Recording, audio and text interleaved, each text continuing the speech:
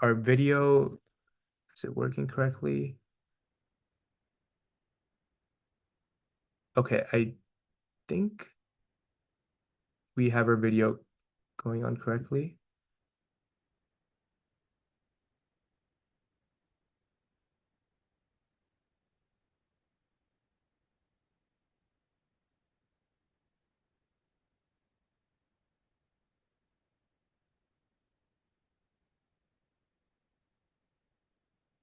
Our video. So, all right. Yeah, okay. Just wanted to make sure there's no errors with the video stream that's happening right now. Okay, sorry about that. All right, so the next thing that we have is we have the piece activity.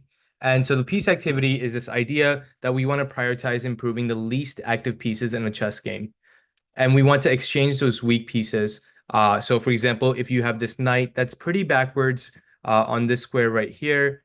So for example, we have this knight on e7. We want to make sure that um, we trade this knight for another stronger piece. And so if you trade your weak pieces for their most important pieces, or if you take this weak knight right here and move it towards the center, like either g6 or f5, you're getting better control of the center and setting up your position to be more attacking. Same thing for this white knight on d2. Now, sometimes it's not exactly a weak piece just because it's passive.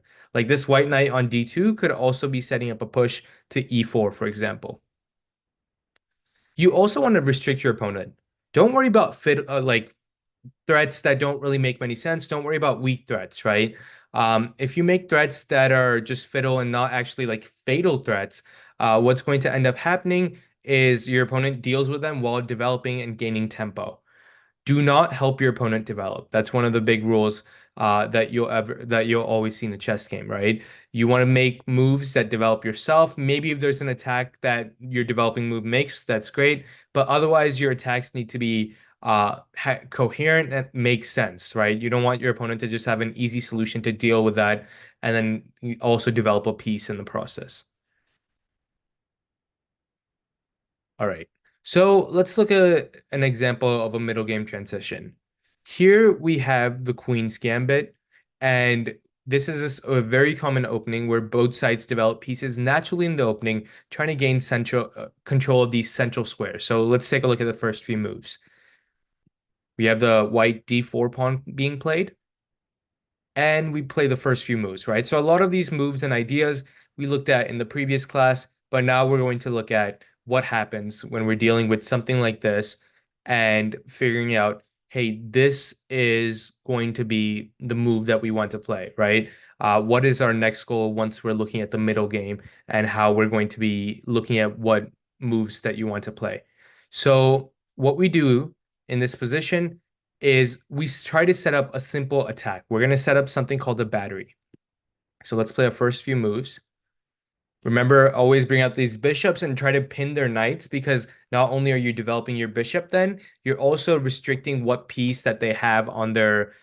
You're restricting the axis of this knight on f6, right? And so that's a general idea that you always want to follow. We also have after this idea of a battery. So we develop our pawn, and then we bring out bishop d3, and then queen c2. The idea behind this is twofold. A battery is this idea that you have these two pieces that are connected, usually this bishop and queen combo, and you create a battery on this b1 to h7 diagonal. And what that does is it sets up a potential attack on this h7 pawn and sets up other further threats. It also moves the queen out of the way so that you have potential to connect your rooks really soon. That will also allow you to move your rooks to the center by playing rook a d1 or this other rook to e1, which can help make the position stronger. So they castle, we bring a knight out, they bring their rook, they're developing their pieces. Notice how their bishop is stuck, right? So we could claim some sort of an advantage in this opening, in the fact that they still have these pieces stuck and not developed, but this is actually a very common line. And so there's advantages and disadvantages to both sides. But in general, when we're beginning chess, we want to follow the general rules that exist in the game. Okay, so next we have this idea of common middle game ideas. Some common ideas are you want to gain space and make pawn breaks at the right time in a chess game. For example, when you're playing a chess game, you want to try to break the tension in the center of the board. So, for example, we saw that here when we play c4, right? Immediately in the opening, you're creating a pawn break, right? You're saying, hey, you're attacking the center, I'm attacking the center, but I argue that my defense of the center is better. In this case, it's better because we're white, so we get to move first. And so I'm going to attack your center. I'm going to do this pawn break of c4 and force some tension in the center. And many times, if you don't want a locked up center, you sometimes need to create that tension so that you can get to that next step. Okay, so let's go back to our previous slide. So this is the idea of doing pawn breaks and gaining space. You also want to try to create attacks in the middle game. In the middle game, there's a ton of pieces left for an attack, but it's not like the opening where all the pieces are restricted to passive squares on the first or second rank. You've actually started moving your pieces out. So we're going to look at a lot of these later and how to prevent attacks, for example, by closing the position. We just looked at what a battery is, but in more generally, we're going to look at the +1 rule and the three-piece rule for when we want to create a successful attack. A lot of middle game strategies also about this idea of exploiting weak squares. What are weak squares? Well, weak squares are squares where you can usually put your pieces, and it's very hard for your opponent to remove that piece from there. And one of the easiest way to try to remove a piece is when you move a pawn to attack that piece, right? So for example, if black had a pawn where this rook is on c6, it would be attacking this knight. And since it would be attacking this knight, we have this fundamental idea that this knight would have to move. And so this brings up the first way of exploiting weak squares, which is the idea of an outpost. So an outpost is, for example, this knight on d5. And what it is this square where you can move a piece. And in fact, there's no way to move this knight from the center square. And remember, knights are strongest in the center because that's where they attack the most crucial and most number of squares.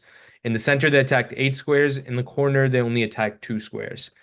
Um, there's no way to really move this knight without either giving it material or some type of advantage. In this case, this black bishop can actually never even hit the white square that the knight's on. And if you ever give up a rook, that would be giving up 5 points for 3 points, which is something that we calculated last class where you always want to try to win points when you're making trades, absent of any other tactics or ideas in the position. There's also this idea of a backwards pawn. A backwards pawn is a pawn that, for example, this pawn on d6 or a5 is a pawn that, isn't really defended by any other pawns, right? So it is a pawn that can't easily move forward. It's not defended by any other pawn, and it's sort of left to this passive act. So, for example, this pawn on d6, it's a great square for white because it leaves a outpost on d5. Because since it's a backwards pawn, there's no other pawn to attack this knight and sort of just stop this pawn on d6 all the way in the middle.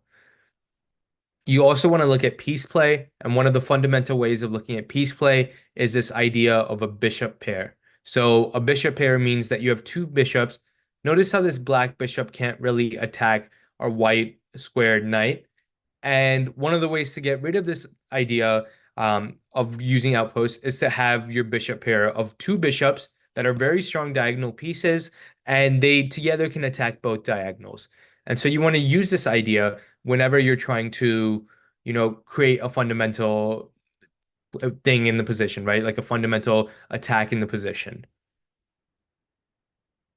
Okay, so how do you gain space? How do you do a pawn break? So usually space is just how many squares your pieces control on your opponent's half of the board.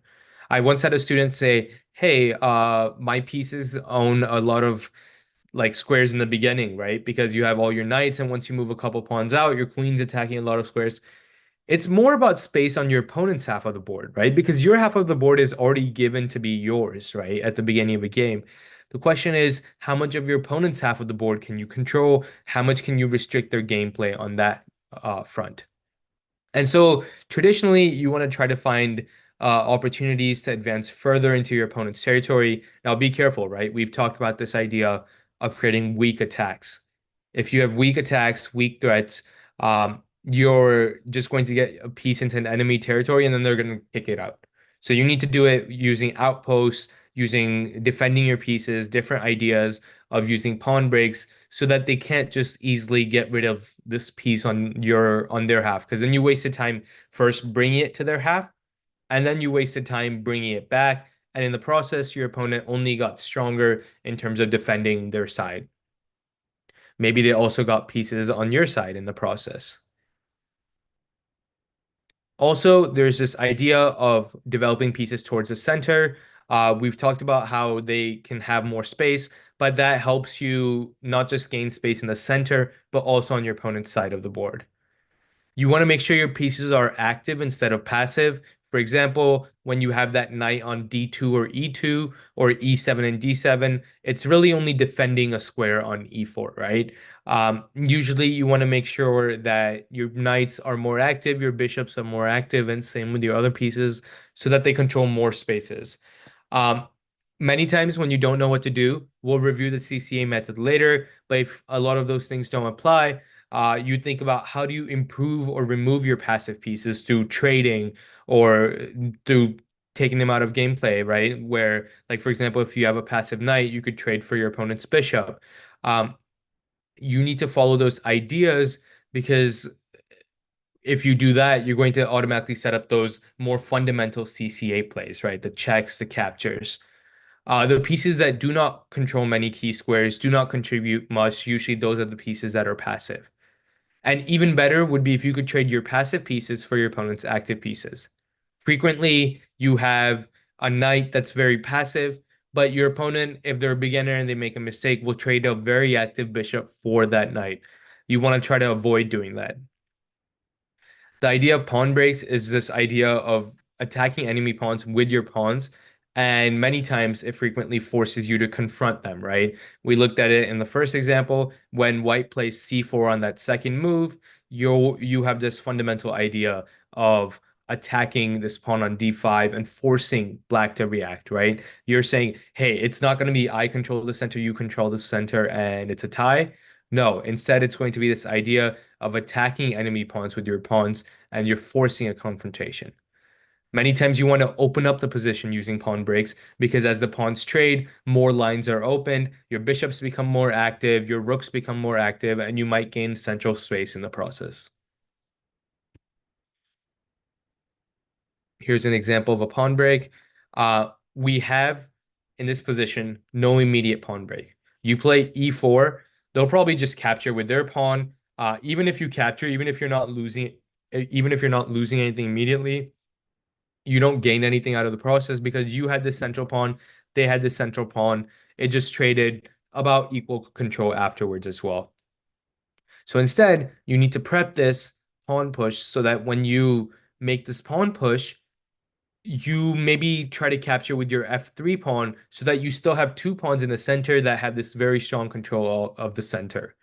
So white starts to prep this idea of e4 and black plays bishop e6. Then the rook develops, right? You don't want to rush, right? You want to make sure everything's ready. For example, if you rush immediately into playing e4, they might take, and then set up a strong attack on this d4 pawn, right? By playing c4 or, I mean, c5 or in some other way. We move our king out of the way because we don't want any attacks on this diagonal. Notice how patient white is, and it just prepares the pawn push, right? So that's another thing. Don't just push pawns randomly to confront your opponent because that might mean that your opponent actually gets the better deal and does better out of that pawn push. You want to make sure that the pawn pushes that you're making are meaningful, have been prepped, and give you some sort of an advantage. Okay, so black plays a defending move. We do the same because we don't want any ideas of bishop e4. And now finally, after black tries to gain space on the queen side, remember the queen side is this side of the board where the queens are when you originally set up the pieces. Once you have this idea of opening up the center. So we play e4. Once you played e4, what you do is not only are you forcing them to capture because you're threatening to play the move e5, attacking the bishop, gaining a space on gaining the square on d6, f6, right? Which potentially sets up other pieces for coming in, like this knight could come in maybe from here somehow, right? Um, you don't want to let your opponent do that, right? Don't let them get pawns in your territory, especially pawns that are defended, right? By this d4 pawn, maybe by this f4 pawn, because if you do that, they'll decide the tempo of the game, not you. So that's why black is forced to take. We take, and we can see roughly that white really has a firm control over the center. We're attacking c5, d5, e5, f5, right? e4, d4. So all the squares are really controlled by white in this position. And because that's the case, um, we can say that white has this great central pawn advantage. Now remember, a well-experienced player, when you're playing with them, they might have this position where you might have the center, but they have some attack going on, right? So everything comes with a caveat. And that's something that we're looking at today and also something that you'll gain over time. Okay, so how do we create an attack? So attack fundamentally is this idea that you might want to gain some sort of a material advantage, or you want to checkmate your opponent, or as you get more advanced, maybe it's some small positional advantage that forces your opponent into a worse position. But remember, the goal of either material advantage or positional advantage is always to checkmate the opponent, right? So that's the idea that you're thinking about.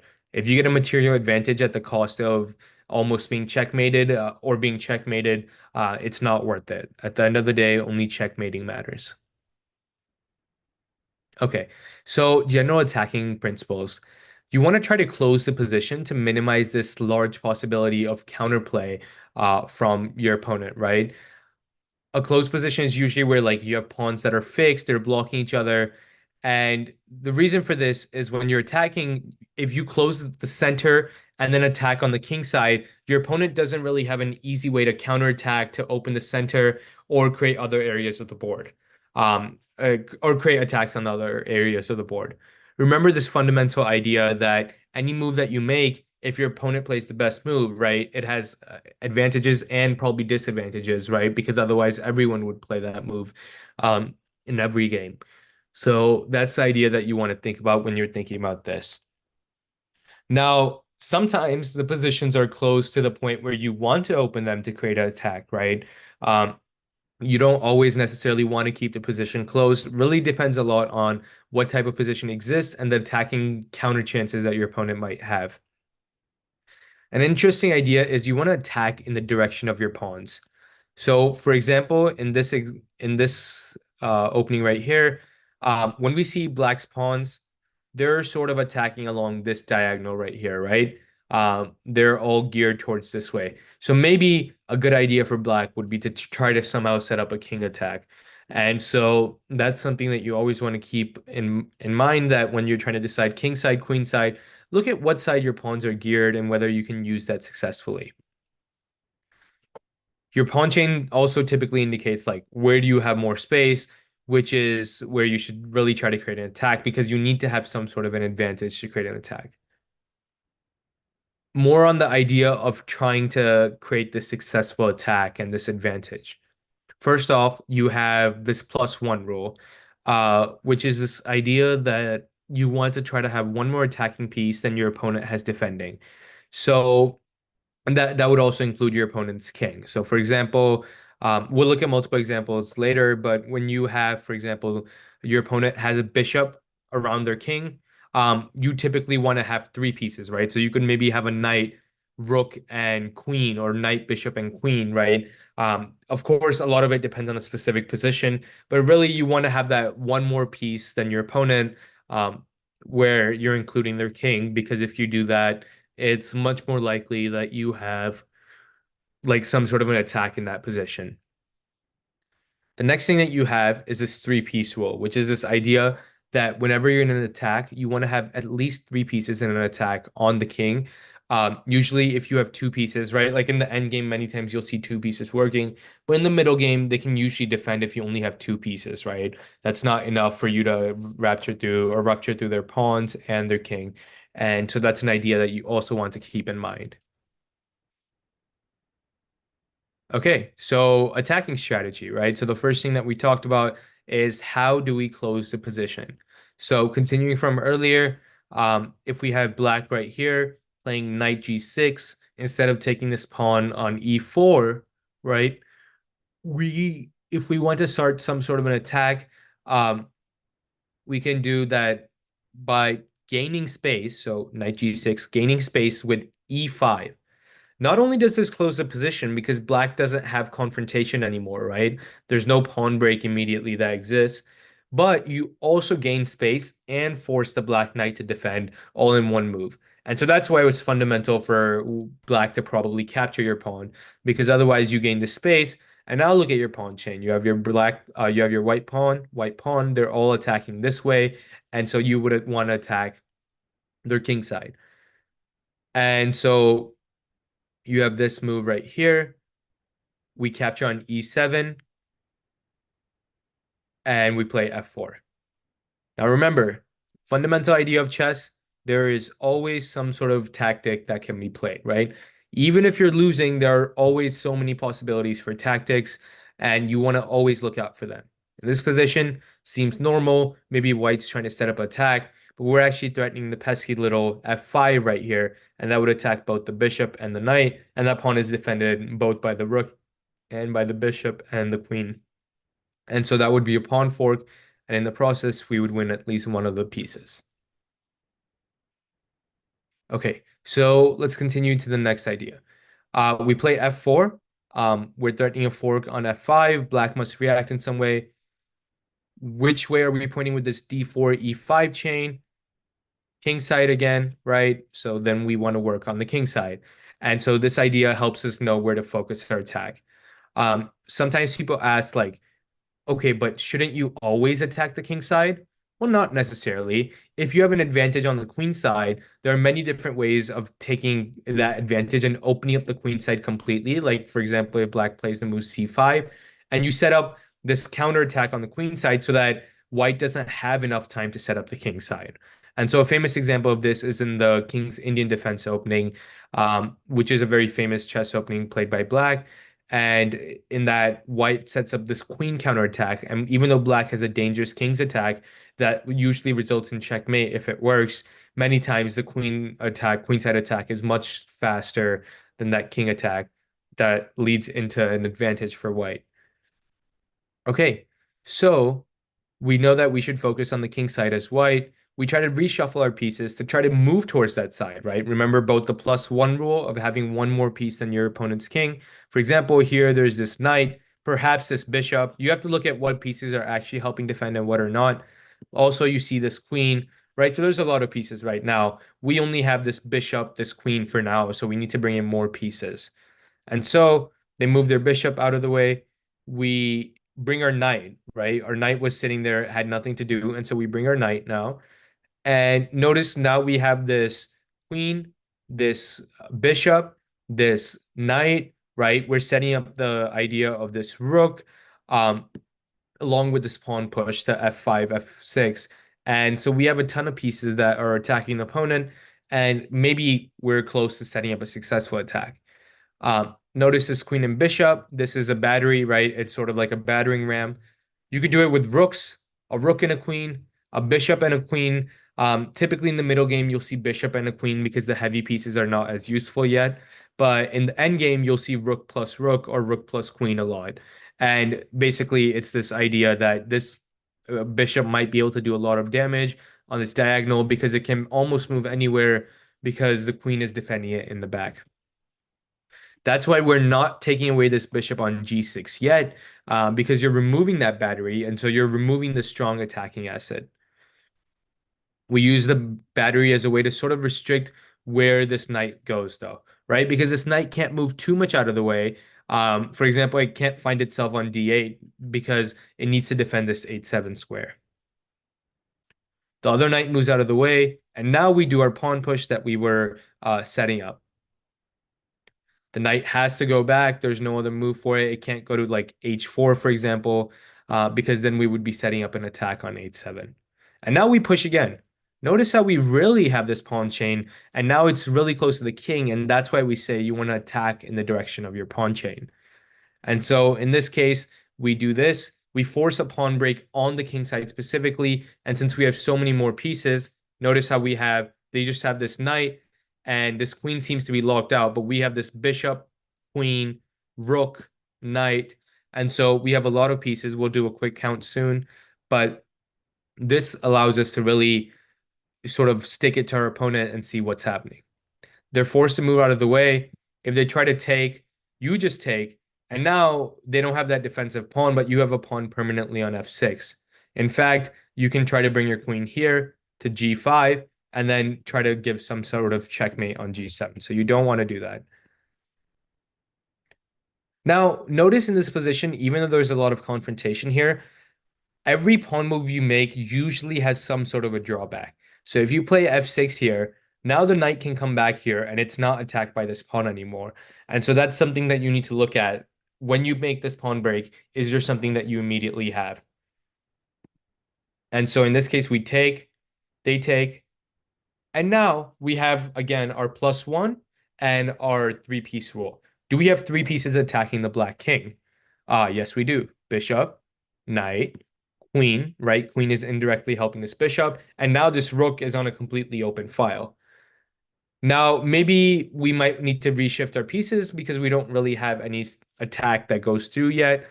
But black is starting to seem in trouble because they only have this bishop, knight, maybe this queen defending the king. Plus, the king obviously defends itself. Now, we want to try to get one more piece attacking than they have. And what we do now is we shift our queen to f2. Instead of this battery with the queen and the bishop, we create a battery with the queen and the rook. And this idea of a battery is very strong because usually you can't get these batteries of rooks and queens until the end of a chess game in the end game. But here, you're able to get it immediately and you're threatening some serious damage, right? Like immediately you're threatening to go to f6, give check, and move to a square like g5 and bring your other pieces in. Okay, so now at this point, black tries knight e6 to defend. We give check, they move there. And what we have is we move our bishop here because this bishop is defensive right now. This bishop is not as useful in our attack, right? So remember, if something's not as useful in the attack immediately, move it out of the way, right? Try to trade it for their defensive piece. And that's why you want to have one more piece in them. In reality, to really give checkmate here, we need to have this knight or this knight on either f5 on h5 so that if it comes on, for example, f5, you're blocking this e7 square and then queen h8, for example, would be checkmate. So that's why we're trying to trade this bishop, which is not as useful for this bishop on g4. Okay, so now remember we're threatening queen h8 checkmate. And so black has to immediately deal with this checkmate move right here. And so black would play king g8. And now if you move queen h8, obviously the king would take. So there's two defenders, the queen and the knight. And then what happens next, right? So you have this queen, knight, and this king as well, right? But we can't really count the queen because the queen's not really close by yet. And so we have only this knight actually defending this g7 square plus the king. And so what do we do now? We give a couple checks. And all of a sudden, on this square right here, we are actually attacking it with three attackers and they're only defending with two. And so we give check here. And in fact, this right here is checkmate because in this weird position, the king can't move out of the way to g8 because the knight is attacking and its own rook blocks in on e8 and it can't capture the rook because of the knight. And so already you can see the power of setting up a successful attack. And this notice how we used all these ideas in conjunction, right? We used a battery, we used pawn breaks. And so a good chess player knows how to use all these ideas in a mix of whatever the position needs. Notice how we weren't scared to initially the bishop on d3 that was setting up the attack. We weren't scared to trade it or switch it out for their bishop because we realized that bishop isn't useful anymore, that battery is not useful anymore. Let's transition to a different type of battery and different piece, so the knight instead of the bishop, to sort of get the job done, right? So that's something that you always want to keep in mind whenever you're dealing with something like this. All right, so the next thing that we have is this review of our planning methods, right? Um, Whenever you're playing a chess game, there are three things that you want to look at. Whenever you're trying to get the next move, CCA. Think about checks first, right? So checks is this idea of checking your opponent's king. They're the easiest to calculate typically because you can force your opponent to react. Because if you're attacking their king, which is the most valuable piece in a chess game, they have to deal with that, right? They can't ignore it. If you're attacking their queen, they probably want to deal with it, but they can ignore it if they could checkmate you instead, for example. But with the king, they're forced to react to it because otherwise you win. And so in checks, you force your opponent to react as it's attacking the king, which is the most valuable piece. After that, you typically want to look at captures. Um, because if you capture your opponent's pieces, that's usually one of the most straightforward ways of making your opponent react. Because if they don't, well, you just want a few free points, right? So either they have to capture back or they have to set up a counterattack, but that's one of the easier ways to calculate. After that, you have attacks, which is this idea of threatening to capture one of your opponent's pieces. And what does capturing your opponent's pieces give you? Um, if you're threatening to capture them, then on next move, you can transition to either checks or captures, which might be more immediate, right? So they might want to deal with those captures, the attack to capture before you can even make that capture itself, right? Like if you're attacking their queen, for example, they won't let you capture it. So it'll never actually transition to captures or more capture to it'll more transition to this idea of attacks, and they would deal with that attack by either moving their queen, counterattacking your queen, threatening checkmate, or many other multitude of ways, right? They themselves would use the CCA method. After CCA, right, then you want to look at moves like sacrifices. You want to look at long-term threats that you can set up. You want to look at positional moves that you can set up, right? But the fundamental ideas is whether you can use checks, captures, and attacks to figure out your move. And then after that, look at your other general moves, right? Like whether you need to set up a pawn break or you need to threaten a pawn break, right? Many of those fundamental ideas come into these buckets. And it's not always just about figuring out like, hey, this is what's happening with our opponent, right? This is what's going on. A few examples from last class. In this first example, we look at checks, and immediately we notice that the rook can move to ace 2, and that's a check, forces the king to move, and we actually win the queen in the back. Now remember, the fundamental idea of CCA is that not only should you use CCA, you should use CCA to then calculate what your opponent should play, then calculate what you should play. And so you can quickly see that it can go out of control, but good chess players figure out when to remove branches, right? So for example, in this position, I know that, okay, I've looked at this check. I know that I don't need to set up this attack of moving the queen here, for example, or moving the rook to f8, for example, attacking the queen because they'll just take. And so I stopped considering that variation.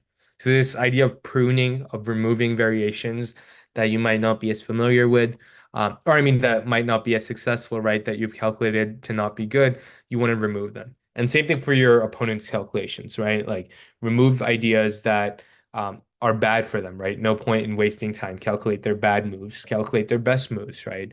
Um, the obvious counterexample to that is when you have a defensive move. And in that case, when you have, or if you have, they have an obvious move, in that case, you might want to see like, okay, if they play the best move, I'll do this. But if they play the obvious move, I have this tactic. And so in that case, that might influence your thinking. But the higher you go up in chess, the better you get. You'll do that less and less because you should always expect your opponent to see the best move. In this next position, we can give check with rook b8 check. They move their king out of the way. But really, you want to have this idea of taking this queen and you get 9 points and they only get 5 points. And so that forces a king to recapture and you would calculate from there in a clearly winning position. In this next position, if you remember, this was the hardest position from the last class. You have this idea that you can't give any meaningful checks because a check here, you just move here. You can't capture any of their pieces. And so turns out you can actually attack their pieces through forks. For example, moving the bishop here or moving the bishop to c5. Turns out moving the bishop to c5 is better because wherever the queen goes, you actually win a rook for 5 full points. Versus if you move the bishop here, they might move the knight out of the way, for example. And if you take their rook, they'll take back your bishop. And so in that process, you won 5 points, they won 3 points, so you only won 2 points. Okay, so let's look at a more complicated example of this chess planning idea, right? Or this idea of using checks, captures, attack method. And we're going to do this in one of the most famous sacrifice examples in chess, which happens a lot. It's happened to me personally. I've used it on my opponents, and it's called the Greek gift sacrifice. And it's a typical idea that occurs in many different openings. So the idea is that in this critical position, that after black castle, so let's get to it. So this opening right here is the French defense. And we get to this idea that black just castled. Now notice our pawns in this advanced French variation, our pawns are set up in this way such that they're attacking the king. And so that's a good cue that we might be able to attack the king if we set up the right attack. Now we look at this position. Using CCA, what potential moves do we have? Do we have checks? All right, first check that comes to our mind is bishop h7, check. And you would just say the king takes the bishop and it's over, right? But as you get better over time, you'll figure out, okay, what positions do have promise and what positions do not have promise. For example, the king here on g8 would capture, sure, right? And in that case, you lost 2 points. But then you look at, okay, what matters? Not the points, not the material advantage, not the position advantage, but whether you're able to set up a successful attack and win something from your opponent. And so once you do that, you realize, hey, if they take, after this, and we want to calculate from this position, right? So we take, they take. What are the moves that we have with CCA? Well, let's look at the checks again. We can bring the knight here, right? And if we bring the knight to g5, the king's in check, forced to move again. And let's see that position right here. Notice how many pieces we have in the attack. We have this bishop defending this knight, and we have this queen ready to come, while they just have their king and this knight for now. And this rook isn't really doing anything meaningful because it only defends the f7 square. And so if they move here, for example, we check them. We have 1, 2, 3 pieces. They just have their king. They move out of the way, and we checkmate them. And so quickly, a bishop sacrifice turned into a successful attack because you are able to figure out have a successful attack. You have this +1 rule, and all your pieces are working in conjunction with each other. So don't just blindly use this idea of the +1 rule. Make sure your pieces are working in conjunction with each other and they're coordinated so that they're all attacking the same square. Even though black has the rook, the knight, the king, your knight and queen is enough because this fundamental square on h7 is undefended, has no pawn on it. And so then you're able to infiltrate through that square. And you always want to keep in mind, though, your opponent might have a better defense. So this position, it is winning for white, but it gets more complicated if, for example, white decides to play king g8, right? Or a move like king g6. And so those would have different responses that are possible. For example, if they play king h6, you would do knight takes f7 check. Always look out for tactics.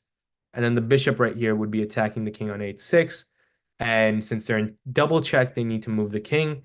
And once they move the king, your knight would take their queen. All right. So that covers an idea of how we have this planning and CCA walkthrough, right? How do we look at a given position, not just use CCA for yourself, but also use CCA for your opponent. And throughout all these examples that we've looked at, we've seen how that can happen in both ways. Many times when you're looking at a position, you want to think about CCA in the sense that it helps you look at which variations to look at first. Nowhere does it say that just because you look at checks first doesn't mean that checks are going to be the best move in the opening. In fact, most checks or captures might not even make sense. Like in this previous position, if we were to look at captures, Queen can capture on f7, doesn't make sense because they can capture it. Knight can capture on e6, doesn't make sense because the bishop can capture it. Um, this knight can't even capture this pawn. But this idea that you have so many different attacks, you need to make sure that you're only looking at ones that give you an advantage. And that happens when you look at your opponent's plans and what's happening there. So in today's class, we've sort of looked at how does the middle game work and how does this idea of using both CCA, but also this other stuff related to, for example, well, instead of going through the slideshow, but this idea of how do we use CCA, how do we use middle game attack planning strategies and make sure everything comes together, right? Pawn breaks, setting up plus one attacker than your opponent, having at least three attackers in the game. Like for example, in this opening at the end, in this position at the end, we seems like we don't have three attackers, but we actually this bishop is very meaningful in helping us with the attack because otherwise in this position the king would just come out to 8-6. The only reason it can't come out to 8-6 is because this bishop is also in the attack. So sometimes pieces are used indirectly in the attack, especially long range pieces like the bishop or the rook or the queen. All right. So your homework, as always, is available on the Chess Pupils website, and you can go to the summer course to take a look at that. Hopefully, you're enjoying the homework assignments and they're giving you a good challenge. There's assignments for both beginner and advanced players. Our next class will cover endgame basics, checkmate patterns, and strategic principles, and it will cover this bulk of this remaining chess stuff, ideas that we haven't really looked at yet. If you haven't already, don't forget to subscribe and share this course. And remember, if you want to join the giveaway right after this video ends, you can comment on this live stream and you will be entered automatically into the giveaway. Thank you everyone for attending and have a great day.